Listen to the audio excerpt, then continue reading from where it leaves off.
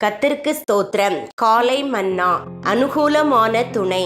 தேவன் நமக்கு அடைக்கலமும் பலனும், ஆபத்து காலத்தில் அனுகூலமான துணையுமானவர். ஆகையால் பூமி நிலை மாறினாலும் நாம் பயப்படும். சங்கீதம் 46:1-3 வரை. நாம் தேவனுடைய சமூகத்தில் ஜீவிக்கும் போது 3 மேன்மையான ஆசீர்வாதங்களை உடையவர்களாயிருக்கிறோம். கர்த்தர் நமக்கு அடைக்கலமாய் இருக்கிறார். கர்த்தரின் நாமம் பலத்த துருகம்.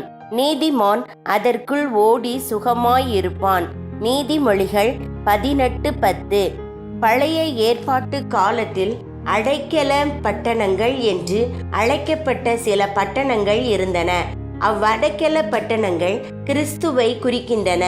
ஏனெனில் நாம் ஆபத்தில் இருக்கும் போதெல்லாம் அவரிடம் ஓடி செல்லலாம். கர்த்தர் நமது பலனாயிருக்கிறார். நமது சோதனைகளிலும் கஷ்டங்களிலும் நாம் ஆவிக்குரிய பிரகாரமாகவும் சரீர பிரகாரமாகவும் மிகவும் பலவீனராக கூடும்.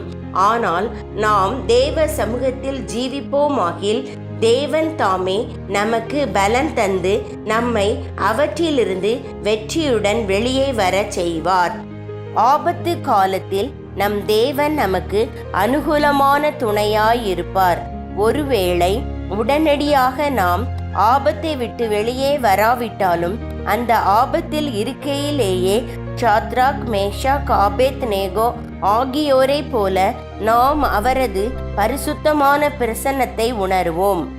அவர்கள் எரிகிற அக்கினி சூளையிலே எரியப்பட்டிருந்த போதிலும் 4வது ஒரு நபர் ஆபத்து காலத்தில் அனுகூலமான துணையா